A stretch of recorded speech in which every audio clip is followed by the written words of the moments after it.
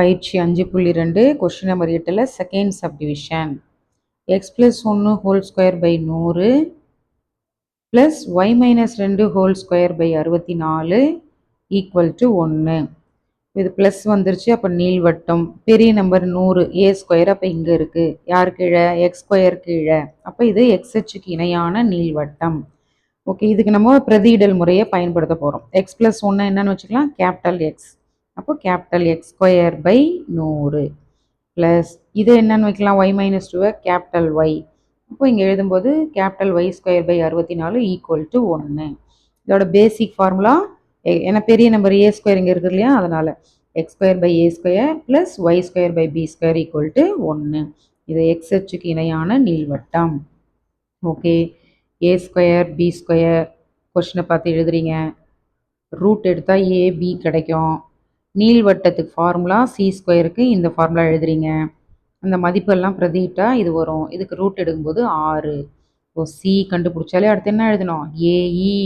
AE is equal to 6. E is equal to 6 by ஏன்னு வரும் இல்லையா? 6 பை ஏ. ஏவோட மதிப்பு தான் என்னது? 10. So 6 by 10.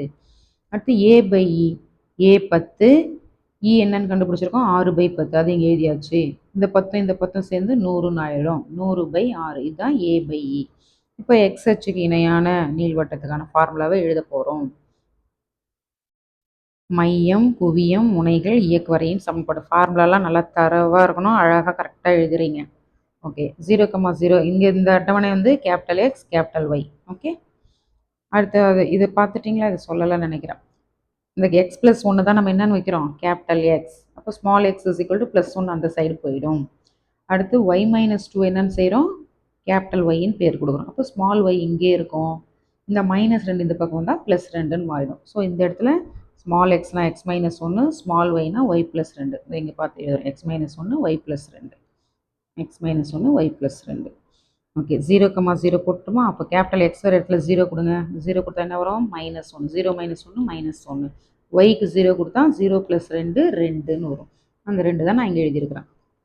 ஓகே, எக்ஸுக்கு 0 கொடுத்தோம்னா 0 - 1 -1. ஒய்க்கு 0 கொடுத்தோம்னா 0 + 2 2ன்னு வரும் இல்லையா? அந்த 2 தான் இங்கே எழுதியிருக்கிறேன். அடுத்து குவியங்கள் ஏஇ, 0. என்ன ஏஇ என்ன கண்டுபிடிச்சிருக்கிறோம்? 6ன்னு கண்டுபிடிச்சிருக்கிறோம். ஸோ அதுதான் இங்கே +/- 6, 0ன்னு எழுதியிருக்கிறேன். இப்போது எக்ஸ் வர இடத்துல கேபிட்டல் எக்ஸ் வர இடத்துல என்ன போடணும்? 6ன்னு போடணும். அப்போ 6 - 1 என்ன வரும்? +5. ஒய் வர இடத்துல 0 தான். அப்போ 0 போட்டோம்னா 2ன்னு வரும். அந்த 2 அப்படியே எழுதியாச்சு. அடுத்து எக்ஸ் வர இடத்துல என்ன கொடுக்கணும்? -6 கொடுக்கணும். +6 ஒரு முறை பிரதியிடணும், -6 ஒரு முறை பிரதியிடணும் இந்த இடத்துல. அப்போது -6 இங்கே போடும்போது -6 -1 -7ன்னு வரும். இங்கே 0 தான். இப்போ 0 + 2 2ன்னு வரும்.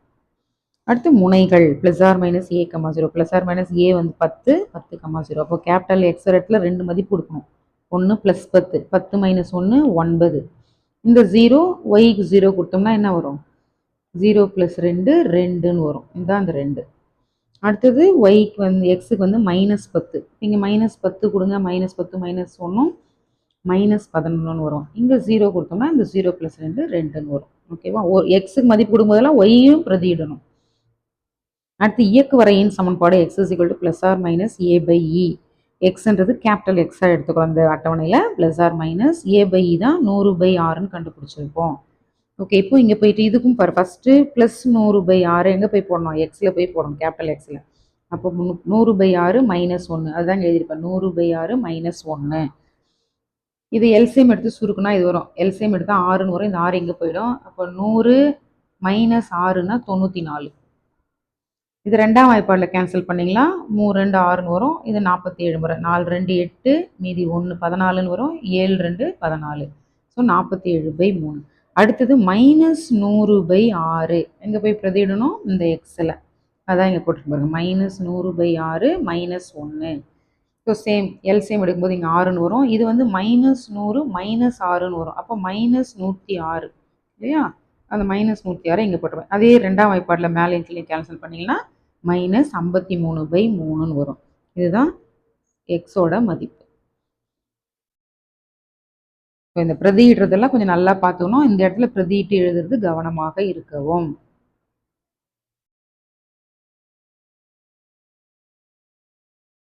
ஓகேவா? புரிஞ்சிருக்கும்னு நினைக்கிறேன். இந்த அட்டவணையை கொஞ்சம் கவனமாக பாருங்கள். எல்லாமே 5 மார்க்ஸ்.